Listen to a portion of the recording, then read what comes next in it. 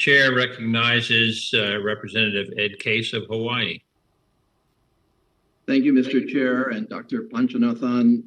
It's a pleasure to have you with us. First of all, I want to start by expressing my own appreciation to the National Science Foundation for your investments in world-class research and development in Hawaii, ranging from astronomy with the Gemini Observatory, the Daniel K. Inouye Solar Telescope, the world's most powerful solar observatory, and the potential 30-meter telescope, of course, which is the largest and most powerful telescope on the horizon anywhere in the world, which is under consideration as we speak, along with your investments in atmospheric research, oceanographic research, and other R&D, which is specific to my part of the world. So appreciate that.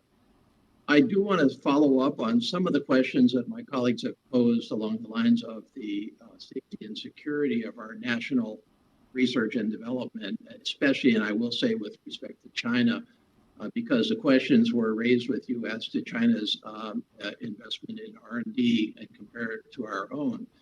But as I think we all can know and acknowledge and realize at this point, from China's perspective, it's a lot better for us to do the R&D and then for them to take it.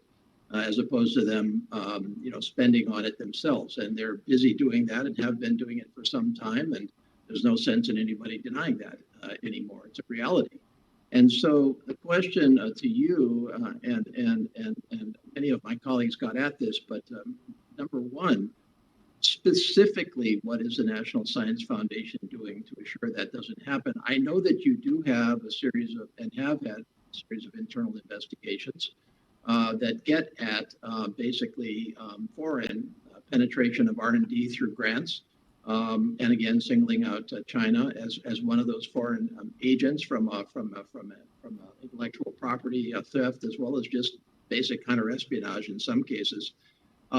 Your numbers seem to be lower than other federal R&D organizations such as the NIH, which has been plagued in this area. But what specifically is the status of your current investigation? And just as important, do you feel that you have the resources, the raw resources, to counter this within the NSF, money-wise, personnel-wise, and otherwise?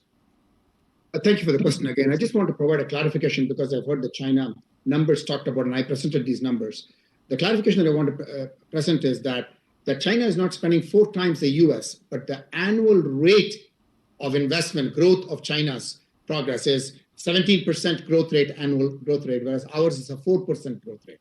So that's where the 4 times comes about. It is the growth rate rather than the actual expenditure. I just want to understood, and they're probably spending 4 times at an accelerated rate of growth on taking our research and development also. So same question back to you. How are you doing? What do you need? So as I said, this is what we're trying to do is this balance of trying to make sure that the fundamental research is prospering, and we're also protecting what needs to be protected. As you rightly said, our taxpayer investments have to be used wisely in terms of protecting those things and not let them get away with taking those things that we should be protecting in the first place. And that is why we developed this chief officer for research, security, and strategy and policy. And we have also equipped that office with people. And we are constantly looking and evaluating at how many more resources will be required. But as you know, at NSF, our partnership is with the Office of Inspector General, who is a strong partner in getting this done with us.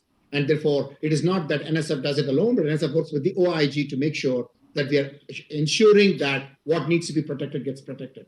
But in addition to that, there is one more dimension. Since the work that we fund happens in institutions like academic institutions, we want to make sure that those institutions are also partners in ensuring that we are collectively working together in putting in place policies and procedures and practices that ensures that the protection happens, at every level.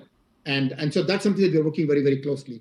Lastly, we have been working very closely, as I said, with the intelligence agencies, as well as our other counterpart agencies, and learning from each other and seeing how we might do better at NSF every day. And this is an evolving problem, as you know.